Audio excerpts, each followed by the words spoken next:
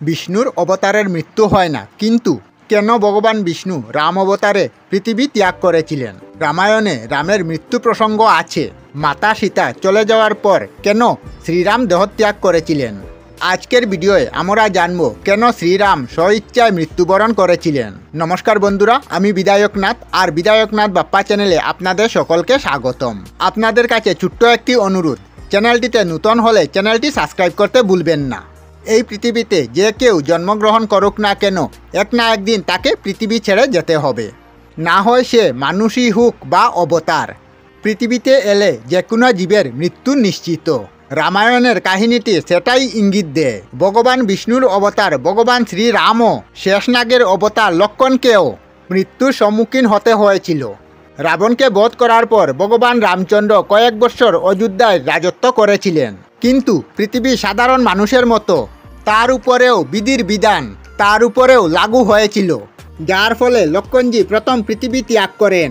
তারপর ভগবান রামও বৈকুণ্ঠে ফিরে যান। প্রিয় দর্শক, রামায়ণের কাহিনী অনুসারে একবার রামের সাথে দেখা করতে এক ঋষি এলেন। তিনি শ্রীরামের সাথে একাকী কথা বলতে চান। তখন রাম সেই প্রস্তাবে রাজি হয়ে গেলেন, কিন্তু ঋষির একটি শর্ত ছিল, রাম এবং তার কথোপকথন যেন কেউ না শুনে। যদি তার কথার মধ্যে কেউ এসে পড়ে তবে তার শাস্তি মৃত্যুদণ্ড।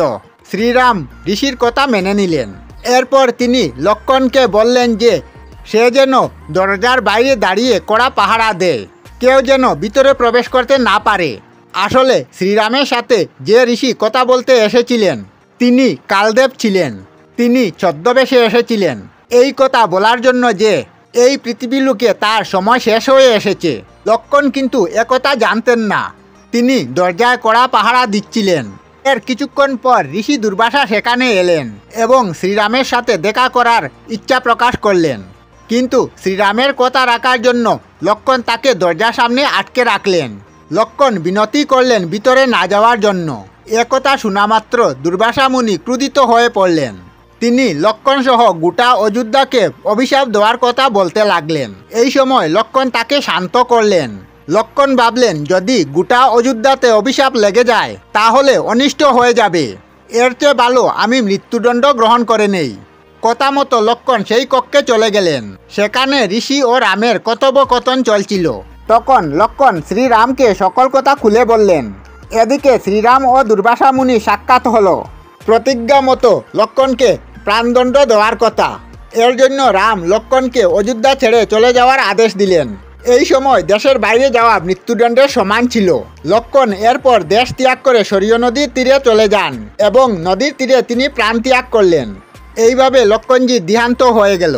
এই দেখে ভগবান রামও নিজের ভাইকে ছেড়ে এক মুহূর্ত থাকতে পারলেন না। তিনি যখন জানলেন লক্ষ্মণ দেহত্যাগ করেছেন, তখন রাজপাট তার ছেলে লবকুশের হাতে তুলে দিয়ে সরিয় নদীর জলে বিলীন হয়ে গেলেন। এইভাবে শ্রীরাম বৈকুণ্ঠে চলে গেলেন। প্রিয় দর্শক, এইভাবে শ্রীরামের মৃত্যু হয়েছিল। আমরা আমাদের চ্যানেলে সব ধরনের ভিডিও আপলোড করি, যেমন ব্লগ, নিউজ, কুকিং ভিডিও, ধার্মিক আলোচনা ইত্যাদি। যদি আপনারা এই ধরনের ভিডিও দেখতে পছন্দ করেন তাহলে এই চ্যানেলটি নিশ্চয়ই সাবস্ক্রাইব করবেন। আমি আপনাদের সাথে বিধায়কনাথ আজকের মতো বিদায় নিলাম। আর ভিডিওটি ভালো লাগলে লাইক, শেয়ার ও কমেন্ট করবেন। ভিডিওটি সম্পূর্ণ দেখার জন্য অশেষ ধন্যবাদ।